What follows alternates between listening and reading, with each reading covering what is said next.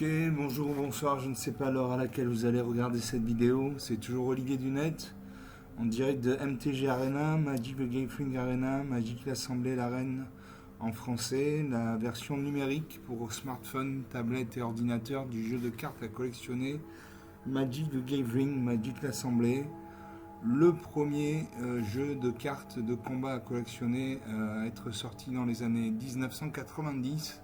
Donc ça fait une paye, c'était bien avant les Pokémon. Voilà, ils ont 35 ans d'expérience, donc ils savent de quoi ils parlent. Ça s'adresse aux quarantenaires, cinquantenaires. Ça peut s'adresser aussi à des gens plus jeunes, mais je sais que les plus jeunes ont grandi avec les Pokémon, donc doivent sûrement préférer les jeux avec des Pokémon. Moi, j'ai jamais joué avec des Pokémon, j'ai toujours joué avec Magic. Voilà, Magic, c'est un jeu. C'est un jeu que j'adore parce que c'est pas un jeu de stratégie, c'est un jeu de tactique. La stratégie, c'est quand on a une vision d'ensemble du champ de bataille. Par exemple, attaquer à gauche et à droite en même temps, etc., etc. La tactique, c'est au corps à corps, quoi, au coup par coup. Combien j'ai d'énergie, quelle carte je peux invoquer, est-ce que j'invoque telle carte plutôt que telle autre, est-ce que j'attaque, est-ce que je défends, est-ce que j'emploie des artefacts, des enchantements, des auras, des éphémères, etc., etc. Voilà. Vous pouvez toujours jouer à Magic the Gathering, Magic l'Assemblée en version carte physique à collectionner. Il y a des clubs des clubs Magic dans toutes les grandes villes de France et de Navarre, comme on dit. L'inconvénient, c'est qu'il va falloir que vous achetiez des decks et des boosters, c'est-à-dire des cartes en fait. Il va falloir que vous achetiez des cartes pour créer votre propre deck, votre propre bibliothèque, votre propre jeu. Et donc, voilà, c'est la condition sine qua non. Voilà. Avec Magic the Gathering Arena, Magic l'Assemblée, l'Arène, vous avez des codes promotionnels qui vous permettent de gagner des cartes gratuitement. Et quand vous gagnez des combats, vous gagnez des pièces d'or ou des gemmes. Et grâce à ces pièces d'or ou à ces gemmes, vous allez pouvoir acheter des cartes dans la boutique. La boutique, elle est là. J'ai fait un tuto là-dessus sur ma chaîne. Donc, si vous êtes nouveau sur ma chaîne, déjà bienvenue. J'espère que vous allez aimer ce que vous allez voir. Sachez que j'ai fait deux playlists. J'ai fait une playlist avec toutes mes parties commentées de la plus ancienne à la plus récente. Donc vous allez avoir, il y a une cinquantaine de vidéos, vous n'êtes pas obligé de toutes les regarder, sachant que la plupart elles font au minimum une demi-heure, si c'est pas une heure de durée. Et j'ai fait une deuxième playlist que j'ai appelée Découverte de Magic, où je vous apprends comment jouer à Magic, comment installer Magic sur votre ordinateur, comment obtenir des codes promotionnels pour obtenir des cartes gratuites, comment obtenir des cartes gratuites sans argent, etc., etc. Donc vous avez ces deux playlists, comme ça vous n'êtes pas noyé sous la profusion de vidéos de ma page. Voilà. Donc si c'est votre première vidéo, que vous la lisez sur smartphone, ben, tant mieux. Comme ça vous permettra de vous faire une idée du jeu, comment il est, si ça vous plaît ou pas. Et si ça vous plaît, moi je vous invite très très très très très fortement à visualiser ces vidéos ou à jouer directement à Magic sur tablette ou ordinateur, parce que sur smartphone l'écran est trop petit, on ne voit rien. Et si vous jouez à Magic ou si vous regardez mes vidéos Magic ou d'autres vidéos de Magic sur votre smartphone, vous n'allez rien voir et ça va vous écœurer plutôt que vous donner envie d'y jouer. Voilà, donc vous pouvez regarder une vidéo sur votre smartphone pour vous faire une idée, mais ensuite si ça vous plaît, passez très très rapidement soit sur tablette, soit sur ordinateur. Voilà. Après vous êtes des grands garçons, des grandes filles, vous faites ce que vous voulez. Moi après je vous dis mon expérience. Voilà. Bon, on va jouer. Donc j'ai plusieurs decks. Je tourne autour de 5 decks. J'ai le deck blanc, vert, bleu, ange. Le deck blanc, vert, bleu, ange et jeton. Le deck suprême. Le deck dragon et gobelin. Le deck elfe. Le deck ange et dinosaure. Voilà, j'ai ces 6 decks auxquels je tourne. Récemment, j'ai joué pas mal avec le deck Dragon et Gobelin, Dragon Elf, deck Elf, pardon, deck Ange et Dinosaure. Là, j'ai envie de jouer avec mon deck suprême parce que ça fait longtemps que j'ai pas joué. Mon deck suprême, il a 249 cartes, dont 100 terrains. Voilà. Donc c'est le maximum de cartes que peut avoir un deck sur Magic. 249 cartes. Un deck normal, c'est 60 cartes, dont 24 terrains. Voilà, c'est le ratio pour avoir assez de mana pour invoquer les créatures et pour avoir assez de créatures pour invoquer. Et pour avoir assez de créatures pour pouvoir se battre. Voilà. Donc mon deck suprême, c'est tout ça, toutes ces cartes. Vous voyez, il y en a 249. Je vous montre pas là, 249. Donc il y a des cartes blanches, il y a des cartes vertes, il y a des cartes bleues. C'est pas des cartes de crédit, c'est des cartes de couleur bleue. Voilà. On peut voir la répartition des cartes par rapport au tour. Donc j'ai 20 cartes qui demandent un point de mana pour être invoqué, c'est-à-dire un point d'énergie, c'est-à-dire un terrain. Un terrain, c'est un point d'énergie, c'est un point de mana, c'est la même chose.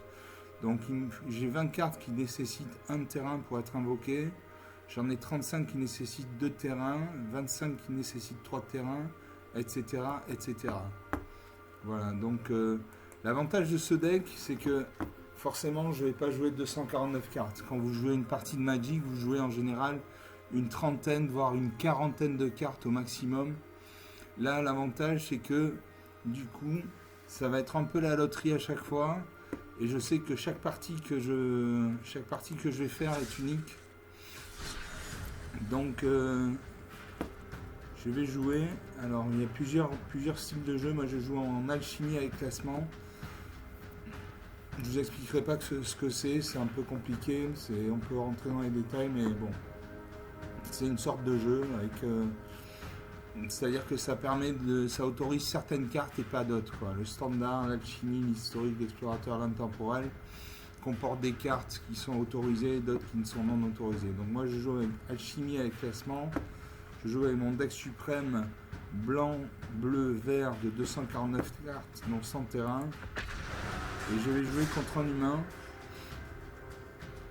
J'ai joué contre un humain, donc a priori, vous pouvez jouer contre le bot de Magic, l'intelligence artificielle de Magic. Il est assez redoutable, même s'il fait. Alors, je joue contre Rabbiter, enchanté Rabbiter. Donc Sparky l'étincelant en français, c'est l'IA, l'intelligence artificielle de Magic, qui fait des erreurs tactiques parfois, ce qui fait qu'il perd la partie. Des erreurs tactiques que ne ferait pas un humain, donc c'est plus difficile de battre un humain que de battre Sparky, l'intelligence artificielle. Vous commencez, alors j'ai 2 plaines, donc 2 mana blanches. Ça, ce sont les terrains là. Terrain de base plaine, terrain de base île, terrain de base forêt. Donc un terrain, c'est une mana, c'est un point d'énergie. Voilà, sachant qu'il faut, par exemple, pour le fourre-tout bricoleur, vous voyez en haut à droite de la carte, vous avez un 2 et une étoile blanche. Ça veut dire qu'il faut 3 manas, dont au moins une blanche, pour invoquer cette créature. C'est-à-dire qu'il faut 3 terrains, dont au moins un terrain blanc, c'est-à-dire une plaine, pour invoquer la créature. Alors bon, j'ai 2 plaines, donc j'ai 2 manas blanches. J'ai une île, donc une mana bleue. J'ai une forêt, donc une mana verte. J'ai le fourre-tout de bricoleur pour 3 manas, dont une blanche. Un artefact, c'est quelque chose, c'est une carte qui se greffe sur une créature qui lui donne des propriétés spéciales. Donc pour le fourre-tout de bricoleur, c'est quand cet artefact arrive, créer 2 jetons de créature artefact 1-1 incolore gnome, et pour un point de mana blanc, sacrifier cet artefact, gagner 3 points de vie. Ensuite j'ai l'ange de la fatalité pour 4 mana, et j'ai le marin spectral. Bon, je vais jouer avec ça. J'ai des cartes qui me demandent beaucoup de mana, mais bon, je vais jouer quand même avec ça. On va voir ce que ça va donner. Hein. De toute façon, c'est la reprise. Donc, je joue en premier, je joue une plaine, mana blanche. Je joue un marais. Marais, c'est le mana noir. Le mana noir, c'est la couleur de la mort. C'est des cartes du style homicide, détruisez cette créature, exilez cette créature, etc. etc. Je vais jouer une île. Comme ça, je peux jouer mon marin spectral. Il a le flash, donc On peut le lancer à n'importe quel moment. Et c'est une créature 1-1 et il a le vol. Alors, une créature 1-1, c'est une créature qui a 1 de force et 1 d'endurance. Et une créature qui a le vol, c'est une créature qui a des ailes. Donc comme un goéland, un ange, un dragon.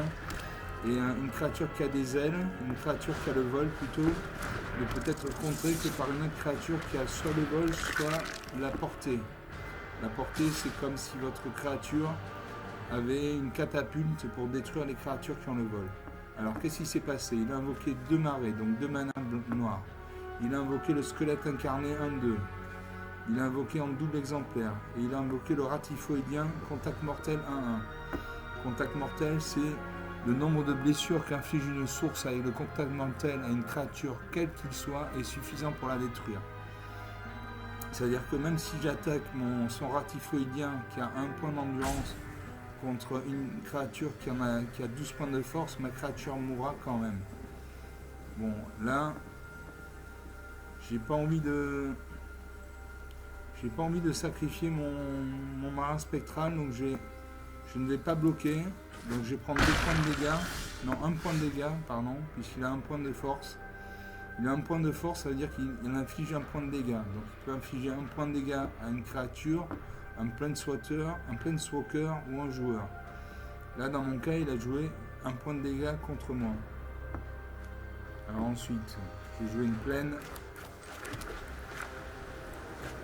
Voilà, je peux jouer le fourre-tout bricoleur. Quand cet artefact arrive, créez 2 jetons de créature artefact 1, un color gnome. Et pour une mana blanche, activez cet artefact, vous gagnez 3 points de vie.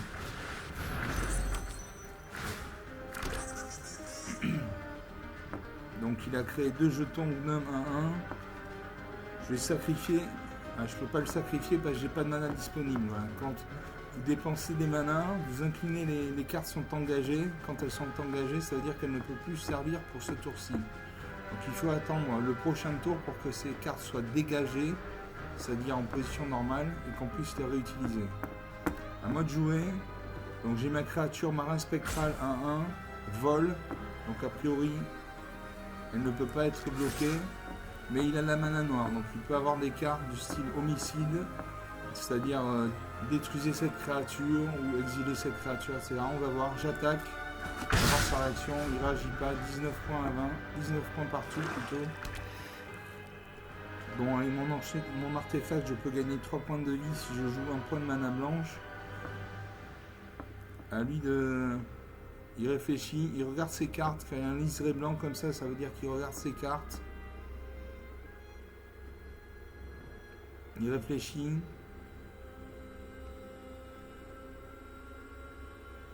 Il prend beaucoup de temps.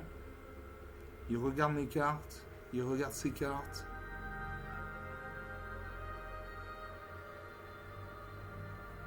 Voilà, sachant que il invoque la siphonneuse sanguine, une créature 1-3. Donc elle a 1 point de force. Donc elle peut faire 1 point de dégâts. Et elle a 3 points d'endurance. Donc elle peut encaisser jusqu'à 3 dégâts. Si on lui inflige 3 dégâts au plus, elle meurt. Donc à chaque fois que cette créature attaque, chaque adversaire perd 1 point de vie, vous gagnez 1 point de vie. Donc si elle attaque, je suis mal. Donc lui il joue avec ses 2 squelettes internés, 1-2. Mais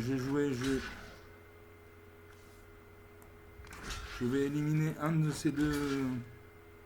Je pourrais bloquer les 2, mais les 2 survivraient, puisque je leur fais 1 point de dégâts, ils ont 2 d'endurance, donc 2 moins 1 égale 1, ils survivent.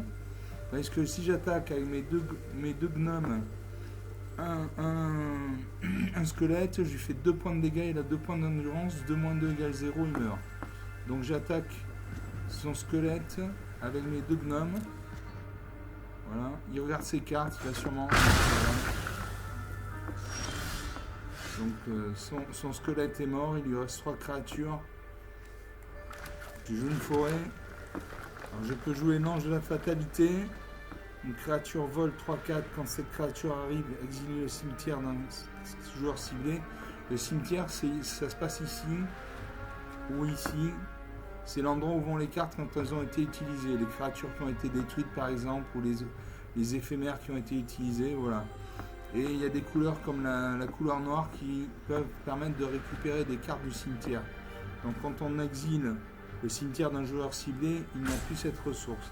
Donc je peux jouer l'ange de la fatalité 3-4, ou l'esprit guidé 4-5, vol, j'ai joué l'esprit guidé, vol 4-5, donc 4 points d'endurance, donc il peut faire 4 points de dégâts, et il peut encaisser jusqu'à 5 points de dégâts. Je paye, je ne peux pas payer, donc je joue l'ange de la fatalité. Quand cette créature arrive, exile le cimetière d'un joueur ciblé. Donc je cible mon adversaire. Son cimetière était vide, donc il n'y a rien de mal. À moi. Je vais garder ma 3-4 pour bloquer sa 1-3. Et je vais attaquer avec... je vais attaquer avec mon marin spectral. Mon marin spectral et mon gnome.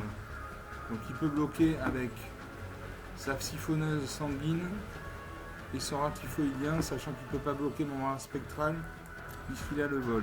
Voilà. Donc qu'est-ce qui se passe? Il bloque mon gnome avec sa sanguine.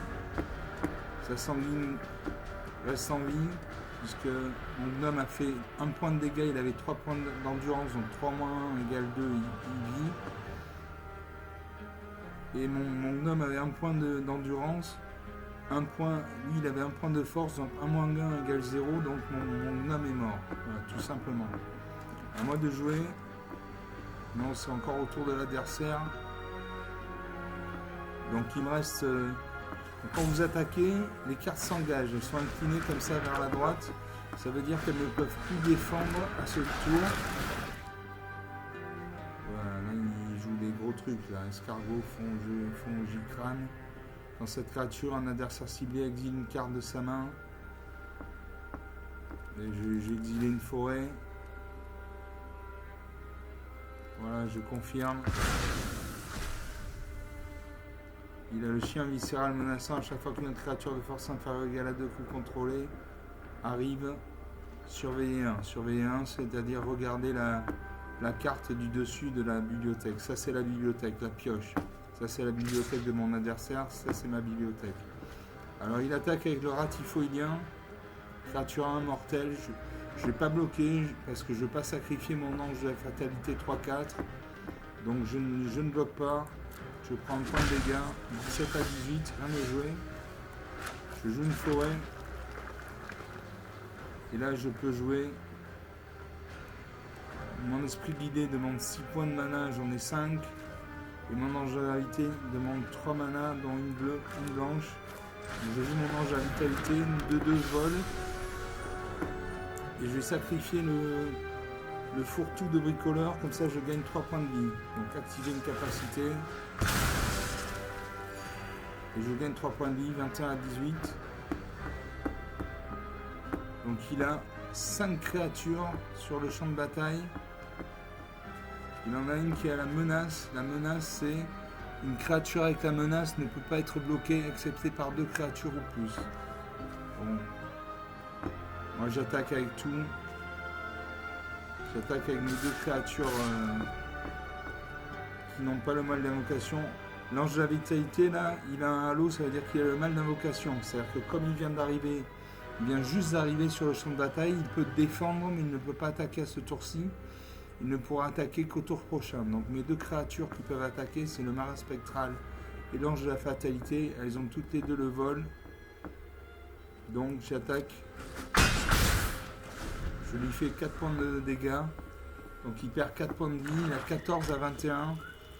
Donc on pourrait dire que la partie est avantagée, mais ça ne veut rien dire. Voilà, par exemple, il y a des retournements de situation, comme là, il a fait nourrir le chaudron, détruisez une créature ciblée avec une valeur mana inférieure ou égale à 3. Il engage toutes ses créatures. 15 points partout.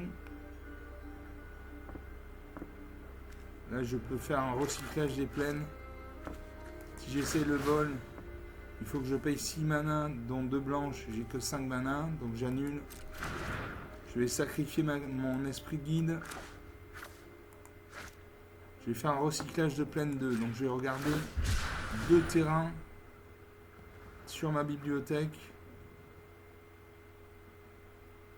Voilà le temps. Voilà, donc je gagne une plaine. Je gagne une plaine, je la joue. Je ne peux pas jouer la duplication extravagante parce qu'il me faut 6 mana dans 2 bleus. J'ai qu'une mana bleue, j'ai qu'un terrain bleu, là j'ai qu'une île. Donc, mais je continue à attaquer. Hein. C'est pas la meilleure des solutions, mais tant pis, j'attaque. Je lui fais 4 points de dégâts. Passe à 11. Il peut me faire 1, 2, 3, 4, 5 points de dégâts.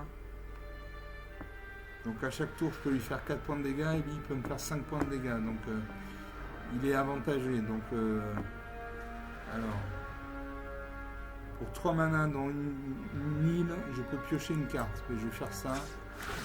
Je pioche une carte. Je pioche lâcher des chiens, lâcher les chiens.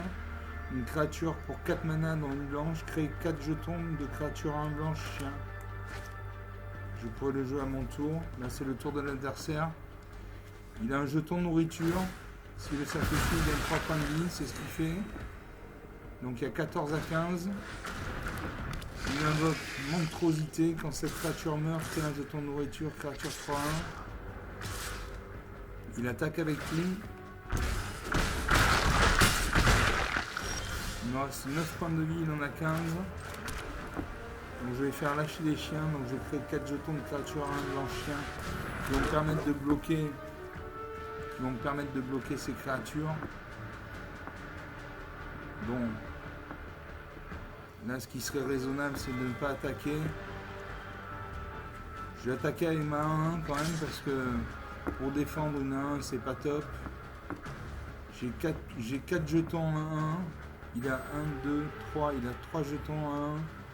Il a 3 créatures en 1. Allez, j'attaque avec mon marin spectral. Donc, vous voyez, on n'est pas obligé d'attaquer avec toutes ces créatures. On peut sélectionner que certaines créatures. À lui de jouer 14 à 9. Il invoque le fantôme hurlant. Vol. À chaque fois cette créature attaque, meulez une carte. Meulez une carte, c'est un joueur met la carte du dessus de sa bibliothèque dans son cimetière.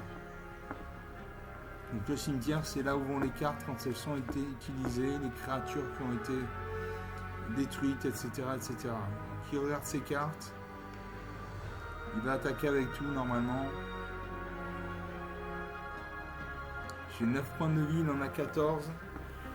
Bon, j'ai tiré une main qui demandait, avec des créatures qui demandaient beaucoup de mana.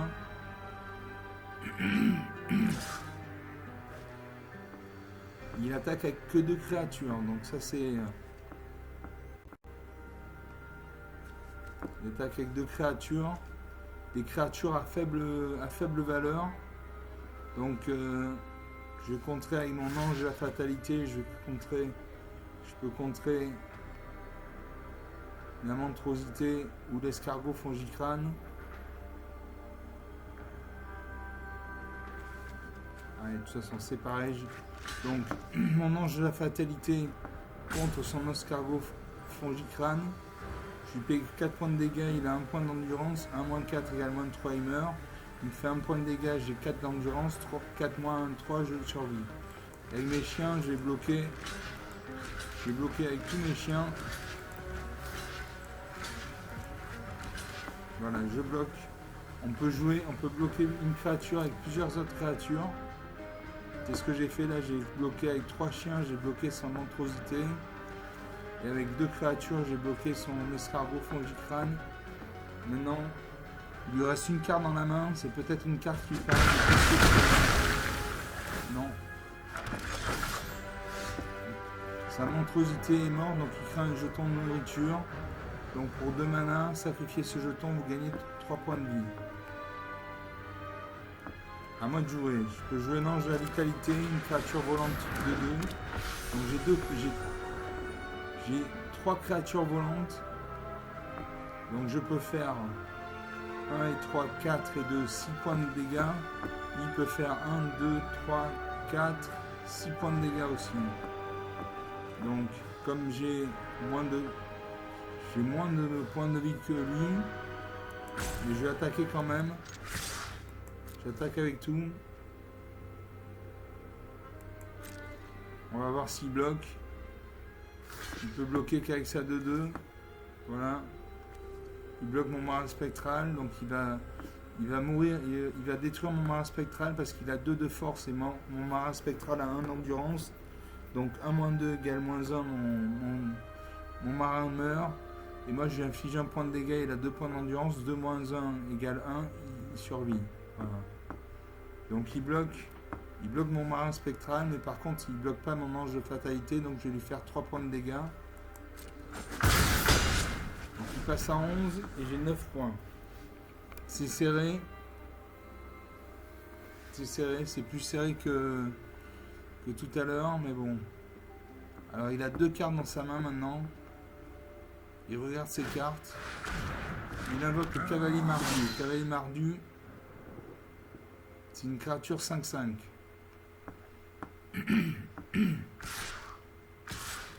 Et il attaque. Il attaque avec 3 créatures. Non, 2 créatures. On ne sait pas. Il me fait un point de dégâts. Alors je peux bloquer avec mon ange de vitalité 2-2. Je peux bloquer son fantôme hurlant. C'est ce que je vais faire.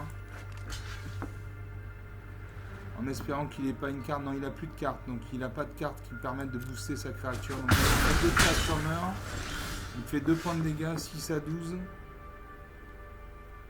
Et là, je peux jouer la gardienne angélique, une créature volt 5-5. À chaque fois qu'au moins une créature que vous contrôlez attaque, elle acquiert l'indestructible jusqu'à la fin du tour. L'indestructible, c'est les effets qui disent détruisez ne détruisent pas un permanent avec l'indestructible. Et si c'est une créature, elle ne peut pas être détruite par des blessures. Donc même si ma gardienne angélique tombe contre une 12-12, elle ne mourra pas. Voilà. Ah, moi, je choisis les attaquants. Je peux me faire 1, 2, 3, 4, 5, 9 points de dégâts. Et moi, je peux lui en faire 8.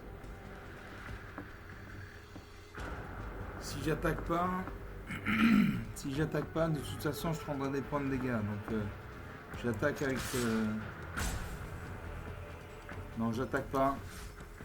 Je garde mes créatures pour le contrer, parce que quand on attaque, les créatures sont engagées, donc elles ne peuvent plus défendre au même tour. Alors lui, il invoque un chien viscéral menaçant à un menace. Menace, c'est une créature et la menace ne peut pas être bloquée, excepté par 2 créatures ou plus. Et à chaque fois qu'une autre créature de force inférieure ou égale à 2 que vous contrôlez arrive, surveillez 1. Surveillez 1, ça veut dire regardez la carte du dessus de votre bibliothèque, vous pouvez la mettre dans votre cimetière. C'est ça ce que ça veut dire. Donc c'est à lui de jouer. Il sacrifie son jeton de nourriture, il gagne 3 points de vie, 15 à 6. La situation est mal partie là. Je suis en infériorité numérique. En infériorité de points de vie.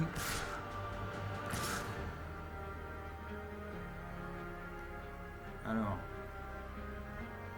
Là il cogite là. Il regarde ses cartes, il regarde mes cartes.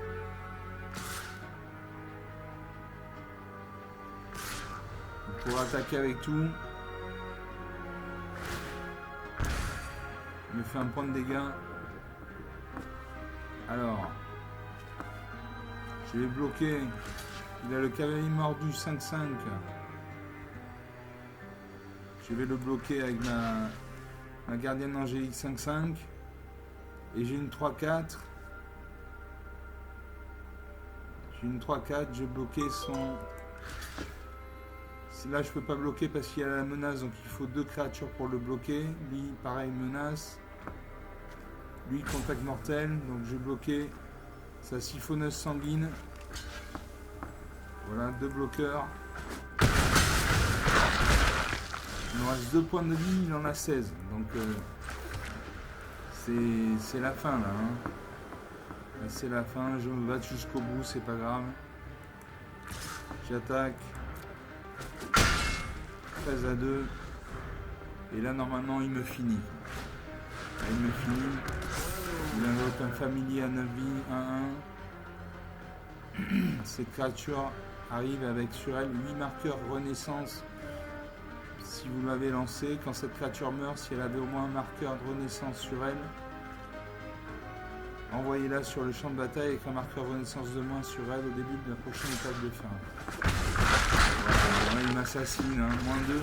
Moins 2 à 13, je trouve que c'est quand même, c'est pas une défaite sanglante, quoi. Hein. Je me suis quand même bien battu. J'avais des grosses cartes, donc j'aurais pu faire un mulligan, c'est-à-dire essayer de piocher une autre main, mais bon c'est comme ça.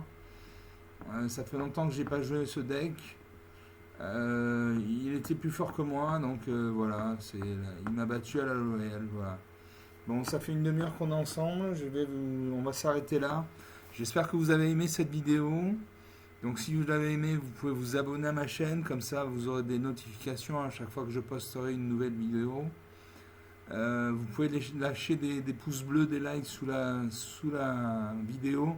Et s'il vous plaît, si vous êtes sympa, je sais que vous êtes sympa, enfin la plupart. Mais si vous êtes sympa, prenez 30 petites secondes, 30 minuscules secondes pour laisser un commentaire sous la vidéo pour me dire si vous avez aimé cette vidéo, si vous n'avez pas aimé, pourquoi, comment, si vous voulez évoquer d'autres sujets, et je serai là pour vous répondre. Voilà.